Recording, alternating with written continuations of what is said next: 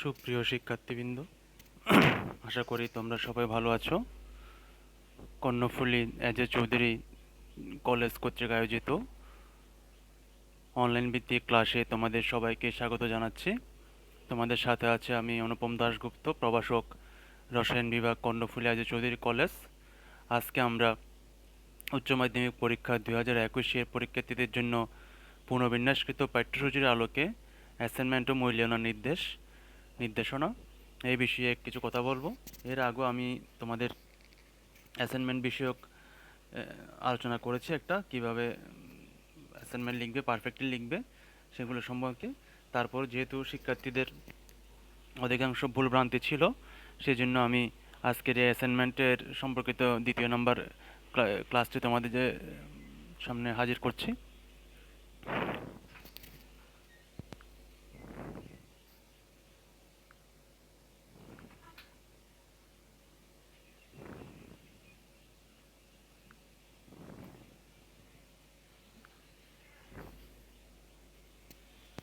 এখানে দেখো একটা নির্দেশনা আছে মাধ্যমিক উচ্চ মাধ্যমিক শিক্ষা বোর্ড চট্টগ্রামের এসএসসি সমমান ও এইচএসসি সমমান পরীক্ষা 2021-এর চতুর্থ বিষয় সংক্রান্ত জরুরি।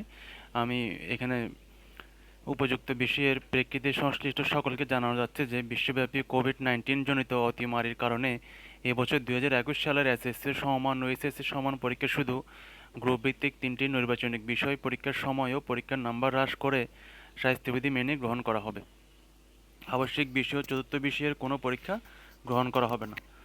বিশেষজ্ঞ কমিটির সুপারিশক্রমে জেএসসি সমমান ও এসএসসি সমমান পরীক্ষার নম্বরের ভিত্তিতে সাবজেক্ট ম্যাপিং করে আবশ্যিক বিষয় চতুর্থ বিষয়ের নম্বর প্রদান করা হবে। শিক্ষার্থীদের রেজিস্ট্রেশন কার্ড অনুযায়ী চতুর্থ বিষয়ের নম্বর সাবজেক্ট ম্যাপিংয়ের মাধ্যমে এসএসসি সমমান ও এইচএসসি সমমান পরীক্ষা 2021-এর ফলাফলের নম্বর প্রদান করা হবে। এই ক্ষেত্রে উচ্চশিক্ষা ভর্তিতে কোনো প্রকার নেতিবাচক প্রভাব পড়বে না। এই মুহূর্তে শিক্ষার্থীদের রেজিস্ট্রেশন কার্ডের চতুর্থ বিষয় পরিবর্তন বা সংশোধনের সুযোগ নেই। শুধু তোমাদেরকে শুধুমাত্র 3টা নির্বাচনিক বিষয়, এগুলোর বিষয়ে পরীক্ষা হবে, অ্যাসাইনমেন্ট লিখতে হবে। চতুর্থ বিষয়ের জন্য কোনো প্রকার অ্যাসাইনমেন্ট কিংবা পরীক্ষা তোমাদের দিতে হবে না। এটা হচ্ছে এটার শর্টলি। এখানে দেখো, এটা আগেও বলেছি আমি গত অ্যাসাইনমেন্ট ক্লাসে, এখানে একটা রুব্রিক্স দেওয়া আছে কি সপ্তাহে কী কী অ্যাসাইনমেন্ট দিবে। এখানে আমি যেহেতু কেমিস্ট্রিটা দেখো প্রথম সপ্তাহে 1টি, তৃতীয় সপ্তাহে 2টি, চতুর্থ সপ্তাহে 3 নম্বর এতে দিবে। এইভাবে 10টা অ্যাসাইনমেন্ট তোমাদের রেডি করতে হবে। এরপর দেখো, যারা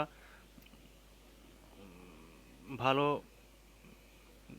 মার্কস পেতে চাও, যে অতি উত্তম ক্যাটাগরিতে পড়তে চাও, তাহলে তোমাদের কিন্তু এই জিনিসগুলো মেনটেন করতে হবে। অর্থাৎ তোমার লেখার মধ্যে এই জিনিসগুলো থাকতে হবে। অতি উন্নমানের যে ক্রাইটেরিয়াগুলো দিচ্ছে 1 2 3, এই 3টা ক্রাইটেরিয়াগুলো যদি তোমার লেখা যদি থাকে, তাহলে তুমি কি বেস্ট নাম্বারটা পাবা।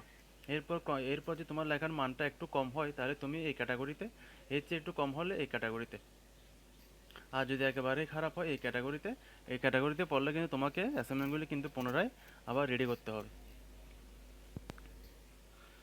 আমি কর্ণফুলী আজি চৌধুরী কলেজের শিক্ষার্থীদের বলছি বিশেষভাবে, তোমরা দেখো প্রথম অ্যাসাইনমেন্টটা যখন জমা দিয়েছো, তখন কিন্তু এই খাতাটা পিন আপ করেছে চারিদিকে, যে কারণে হয়েছে কি, সে কারণে মার্কস দেওয়ার জন্য কোনোভাবে কি আর কোন জায়গা পাওয়া যাচ্ছে না। একেবারে মার্কস দেওয়ার জন্য পর্যাপ্ত জায়গা নাই বললেই চলে। সে কারণে পিন আপটা এমনভাবে করবে যাতে কি, যাতে এখানে কোনো প্রকার নাম্বারিং দিতে সমস্যা না হয়। আর দেখো, মার্জিনটা তোমাদের একেবারে চতুর্দিকে করার দরকার নেই। যেভাবে পরীক্ষা খাতায় তোমরা আনসার করো, সেভাবে বাম পাশে একটু বড় করে, উপরে একটু ছোট করে, এভাবে আনসারটা করলে হবে। আর লেখাটা একটু কি, যাতে একটু একটি অ্যাসাইনমেন্ট জমা দিচ্ছ, সেভাবে লেখাটা একটু সুন্দরভাবে লিখার চেষ্টা করবে, যাতে কোনো প্রকার লেখাগুলি স্পষ্ট হয় এবং কোনো প্রকার কি কাটাকাটি না হয়। যদি কোনো কারণে কাটাকাটি কিংবা হয়েও থাকে, তাহলে কিন্তু তোমরা কি করবা, এই পেজটা পাল্টে অন্য একটা পেজ দিবা। আমি অধিকাংশ খাতা দেখেছি যে অনেক কাটাকাটি হয়েছে, কিন্তু তারপরও ওরা ওই পেজটা কি সংযোজন করে দিয়েছে, কিন্তু নতুন একটা পেজ তোমরা কষ্ট করে এটা লিখবে। কারণ যেহেতু এটা তোমাদের একটা পরীক্ষা রিলেটেড, হ্যাঁ, সাবজেক্ট ম্যাপিং হবে, অ্যাসাইনমেন্ট থেকে হয়, তাহলে কিন্তু একটু সেভাবে খাতাটা দিতে হবে, সুন্দরভাবে দেওয়ার চেষ্টা করতে হবে। এবার দেখো, যে আমি চৌধুরী কলেজের বিজ্ঞান বিভাগের ছাত্রছাত্রীদের বলছি, এখানে দেখো তোমরা যে কভার পেজটা জমা দিয়েছো, অনেকের এখানে হুম কিভাবে কভার পেজটা অনেক অনেক জায়গায় ভুল হয়েছিল কভার পেজটা। এখানে দেখো, প্রথম হচ্ছে পরীক্ষার্থীর রেজিস্ট্রেশন নাম্বার। তোমার রেজিস্ট্রেশন নাম্বারটা ইংরেজিতে লিখবে এখানে। তারপর পরীক্ষার্থীর নাম ইংরেজিতে ক্যাপিটাল লেটারে, তোমার নামটা এখানে ক্যাপিটাল লেটারে লিখবে। পিতার নাম ইংরেজিতে ক্যাপিটাল লেটারে, মাতার নাম ক্যাপিটাল লেটারে। এগুলো হবে তোমার এসএসসি দাগের সনদ অনুযায়ী হবে। তারপর হচ্ছে বিষয় কোড, বিষয় কোডটা লিখবে প্রথম পত্রের জন্য 176। আর এখানে দেখো বিষয়ের নাম, তোমরা এখানে কেমিস্ট্রি, আর যদি এটা, যেহেতু এটা প্রথম পত্র, যেহেতু এখানে যে তোমরা লিখবে কি রসায়ন প্রথম পত্র, দ্বিতীয় পত্র হলে দ্বিতীয় পত্র লিখবে। এখানে কিন্তু কেমিস্ট্রি লিখলে হবে না, কারণ এটা প্রথম পত্র না দ্বিতীয় পত্র, সময় এটা ধর্মাংশ অ্যাসাইনমেন্টের উপরে লেখাই আছে। হ্যাঁ, ওইভাবে দেখে লিখবে। যদি দ্বিতীয় পত্র হয় 177 লিখে কেমিস্ট্রি 2 অথবা রসায়ন দ্বিতীয় পত্র, আর যদি প্রথম পত্র হয় 176 রসায়ন প্রথম পত্র, এভাবে লিখবে। যে জিনিসটা সবাই গণহারে ভুল করেছে, এখানে দেখো অ্যাসাইনমেন্টের ক্রমিক নম্বর, সেটা ইংরেজিতে লিখতে হবে। সেটা কিন্তু তোমাদের কি অ্যাসাইনমেন্টের উপরে লেখা আছে ক্রমিক নম্বর কত, যেহেতু প্রথম সপ্তাহের অ্যাসাইনমেন্ট, সে তো 01 লিখবে। এবার দেখো এখানে অ্যাসাইনমেন্টের শিরোনাম, অ্যাসাইনমেন্টের শিরোনাম দেখো, তোমরা এখানে সবাই অধ্যায়ের নামটা লিখে ফেলেছো। হ্যাঁ, গুণগত রসায়ন এভাবে। তোমরা এখানে যে অ্যাসাইনমেন্টের দ্বিতীয় নম্বর কলামে যেটা থাকে ওইটাই লিখতে হবে, পরমাণু মডেল ও ইলেকট্রন বিন্যাস। কারণ আমরা এখানে অ্যাসাইনমেন্টটা লিখতে যে হচ্ছে এই জিনিসটার পরমাণু বিভিন্ন মডেল থাকবে, মডেল সম্পর্কে যে আলোচনা হচ্ছে, আর হচ্ছে ইলেকট্রন বিন্যাসটা। কিন্তু তোমরা সবাই লিখে দিয়েছো কি অধ্যায়ের নামটা, যেটা একেবারেই গ্রহণযোগ্য নয়। এই জিনিসটা একটু খেয়াল রাখবে, সবাই গণহারে ভুল করেছে এখানে। আর দেখো যে শিক্ষার্থীরা এখানে তোমাদেরকে সহপাঠী শিক্ষার্থীর কভার পেজটা আমি এখানে প্রেজেন্ট করছি, সেখানে কি করা হয়েছে, সে ঠিক লিখেছে কিন্তু গুণগত রসায়নটা কেটে দিয়েছে। কিন্তু সে কি করতে পারে, চাইলে কিন্তু আরেকটা কভার পেজ রেডি করতে পারতো, তারপরে সে না করে সে কি করেছে, সেটা এখানে কেটে কাটাকাটি করে এটা দিয়ে দিয়েছে। আর এর পরের যে তিনটা অংশের মধ্যে এর পরের যে অংশটা, সেটা তোমরা কোনো কিছু লিখবে না এখানে। এর পরের অংশটা তোমরা সেখানে কিছু লিখবে না, এটা হচ্ছে যে ইয়ার জন্য। আর একটা দেখো পুনর্মূল্যায়ন, তোমরা যে শিক্ষা বোর্ডের জন্য একটা কলাম আছে, এখানে দেখো পুনর্মূল্যায়নকারী শিক্ষক, তোমাদের খাতাগুলো কিন্তু আবার কি রিভিউ হবে, সেজন্য অবশ্যই একটু ভালো করার চেষ্টা করবে এই খাতাগুলো।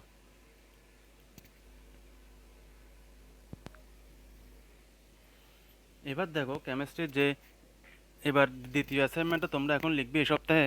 এখানে দেখো 2021 সালের এসএসসি পরীক্ষার্থীদের জন্য, শিক্ষার্থীদের জন্য অ্যাসাইনমেন্ট। এখানে দেখো বিষয় রসায়ন পত্র দ্বিতীয় পত্র, সেখানে এখানে কি লিখবা, বিষয় কোড 177, সেটা 177 লিখে রসায়ন দ্বিতীয় পত্র লিখবা। এবার অ্যাসাইনমেন্ট নম্বর দেখো, এখানে অ্যাসাইনমেন্ট নম্বর হচ্ছে 2, ইংরেজিতে অ্যাসাইনমেন্ট নাম্বার লিখবে 2। এটা কিন্তু প্রথম অধ্যায় পরিবেশ রসায়ন, এটা কিন্তু কি না, শিরোনাম না, এটা হচ্ছে একটা অধ্যায়ের নাম এটা এখানে। আর অ্যাসাইনমেন্ট শিরোনাম হচ্ছে এখানে দেখো গ্যাসের ধর্ম ও এবং আদর্শ বাস্তব গ্যাস, এটা সম্পর্কে এই জিনিসগুলোর সময় তোমাদের এখানে আলোচনা করতে হবে, সেটা এখানে থাকবে। এখানে দেখো মেইনলি কলাম যেটা, এই নির্দেশক যে কলামটা আছে, সেটা মেইনলি কিন্তু কি প্রশ্ন। এই প্রশ্নগুলোই তোমাদের কি করতে হবে, ভালোভাবে আনসার করতে হবে। সে ভালো আনসার করার জন্য তোমাদের এই নির্দেশনাগুলো মানতে হবে। এই যে এখানে যে নির্দেশনাগুলি আছে, সেই নির্দেশনাগুলি মানতে হবে, এবং এই শিকনফলগুলো যাতে এখানে কি থাকে, ওই শিকনফল এখানে টাচে থাকে। তিনটা জিনিস, এই তিনটা জিনিস একসাথে মেনটেন করে তোমাকে আনসারটা রেডি করতে হবে। মেইনলি প্রশ্ন কিন্তু হচ্ছে কিন্তু এটা, যে এখানে গ্রিন কালারের যে ইয়েটা আছে, সেটাই হচ্ছে তোমাদের কি নির্দেশক যে লেখাটা আছে, সেটাই হচ্ছে মেনলি প্রশ্ন। সেখানে যেমন গ নাম্বার প্রশ্নের যে ম্যাথটা আছে, সেই ম্যাথটা করতে হবে, এই গ্যাসের গণিতত্ত্ব যে শিকার যে ম্যাথগুলো করতে হবে, কিন্তু সেই ইলাবোরেশনগুলো নির্দেশনা এবং শিকনফল থেকে কিছু টাচে থাকতে হবে। এটা গেল প্রশ্ন সম্পর্কিত আলোচনা। আর যেটা দেখো, তুমি যদি প্রতিটা প্রশ্নে 4 পেতে চাও, তাহলে এখানে যে ক্রাইটেরিয়াগুলি আছে সেখানে এখানে দেখো, যেমন গ নম্বর প্রশ্ন যদি তুমি 4 পেতে চাও, আংশিক চাপ, মোট চাপ, ভগ্নাংশ, যথাযথ হিসাবটা তোমাকে কি করতে হবে, এখানে মেনটেন করতে হবে। যে তুমি যদি এরপরের চেয়ে একটু কমে লিখো, তাহলে একটু মান যদি খারাপ হয় তাহলে 3 নাম্বার, এরপরে যদি মান একটু দুর্বল হয় তাহলে 2 নাম্বার, এরপরে যদি মান একটু দুর্বল হয় তাহলে তুমি 1 নাম্বার পাবে। সেই মেনটেন, এটা কিন্তু শিক্ষকরা দেখবে, তোমাদের বিষয় না সেটা। তোমাদের বিষয় হচ্ছে মেইনলি খেয়াল রাখবা নির্দেশক, নির্দেশনা এবং শিক্ষণফল, এই তিনটা যাতে তোমাদের মেনটেন করেই কি করতে হবে, অ্যাসাইনমেন্টের আনসারটা করতে হবে। তোমাদের যদি এই যে উপরে অতি উত্তম ক্রাইটেরিয়ার মধ্যে তোমাদের নাম্বার পেতে চাও, তাহলে কিন্তু এই জিনিসগুলো মেনটেন করে কি করতে হবে, তোমাদের অ্যাসাইনমেন্টটা রেডি করতে হবে।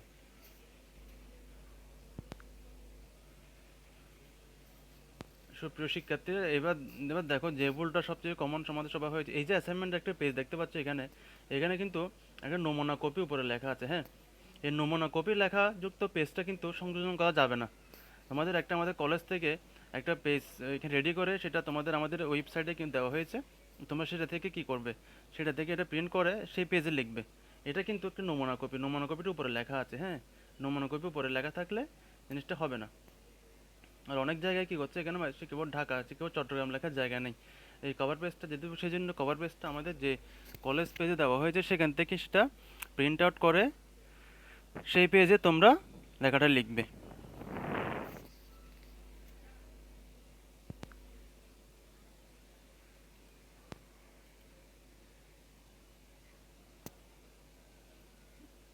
এখানে তোমাদের সুবিধার্থে দ্বিতীয় সপ্তাহের অ্যাসাইনমেন্টের যে পেজটা সেটা দেওয়া হয়েছে, সেই অনুসারে তোমরা কি করবে, সেই অনুসারে তোমরা আনসারটা করবে।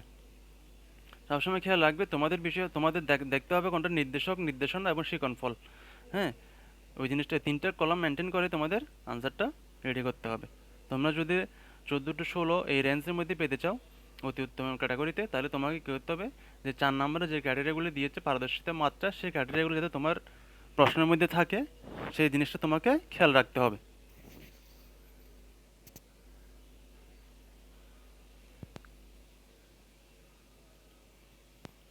সুপ্রিয় শিক্ষার্থীরা, এবার দেখো যে জিনিসটা তোমাদের অ্যাসাইনমেন্টটা যে কারণে বাতিলের কারণসমূহ, যে কারণে তোমার অ্যাসাইনমেন্টটা বাতিল হতে পারে, এটা দেখো। এটা তোমার যদি অন্যের লাগা তুমি যদি হুবহু কপি করো, সেই কারণে তোমার অ্যাসাইনমেন্টটা বাতিল হতে পারে।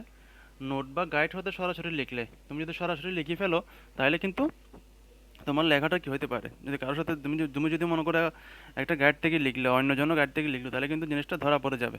সে কারণে তোমার অ্যাসাইনমেন্টটা বাতিল হতে পারে।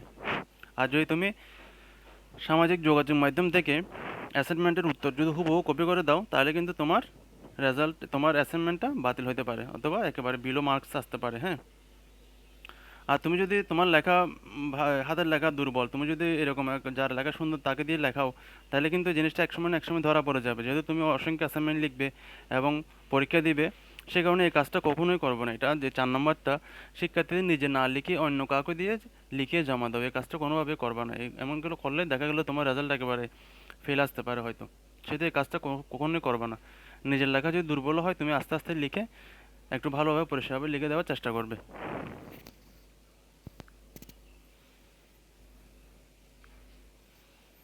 সুপ্রিয় শিক্ষার্থীবৃন্দ, আমি যাতে তোমরা অ্যাসাইনমেন্ট সুচারুভাবে লিখতে পারো, সেজন্য আজকে আমি তোমাদের যে প্রথম অ্যাসাইনমেন্টটা দেখার পরে, মূল্যায়ন করার পরে যে যে বিষয়গুলো তোমাদের এখানে ভুল হচ্ছে, আমি যে সেই জিনিসগুলো এখানে স্পেসিফিকভাবে তুলে ধরেছি। আশা করছি এই ভিডিওটা দেখার পরে তোমরা দ্বিতীয় অ্যাসাইনমেন্ট থেকে যে আরও 9টা অ্যাসাইনমেন্ট দিবে, অ্যাসাইনমেন্টগুলি ভালোভাবে লিখতে পারবে, যাতে তোমাদের আর কোনো ভুল হবে না, বুঝতে সমস্যা না হয়। আমি সেজন্য আজকের এই অ্যাসাইনমেন্টটা এখানে প্রেজেন্টেশনটা রেডি করলাম। আশা করি এটা প্রথম থেকে শেষ পর্যন্ত ভালোভাবে দেখলে আর তোমাদের আর অ্যাসাইনমেন্ট লিখতে কোনো প্রকার সমস্যা হবে না। এরপরও যদি তোমাদের কোনো সমস্যা থেকে থাকে, অবশ্যই আমাকে ইনবক্সে জানাবে। আমি চেষ্টা করব তোমাদের যে এই যে কোনো প্রবলেম থাকলে এগুলো সলভ করার।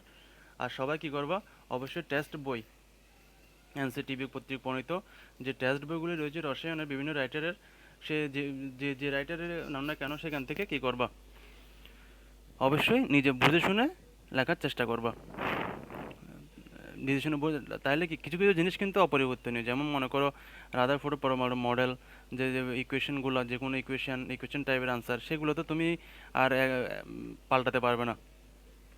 সেই জন্য এগুলো ঠিক থাকবে, কিন্তু লেখাটা একটু কী করতে হবে, লেখাটা চেঞ্জ করে দিতে হবে, যাতে কারোর সাথে কোনো কিছু মিল না হয়। কিছু কিছু জিনিস অপরিবর্তনীয়, সেগুলো তো অপরিবর্তনীয় থাকবেই। এমন না যে তুমি একটা ইকুয়েশন থাকলো, তুমি ইকুয়েশনটা কী করে দিলা, চেঞ্জ করে দিলে, এরকম তো কোনোভাবে হতে পারবে না। সেজন্য লেখার সময় অবশ্যই কেয়ারফুল থাকবে এবং ভালোভাবে অ্যাসাইনমেন্টগুলি লিখবে পরিষ্কার পরিচ্ছন্নভাবে। তোমাদের জন্য অনেক অনেক শুভকামনা রইল। সবাই ভালো থাকবে, সবাইকে অসংখ্য ধন্যবাদ।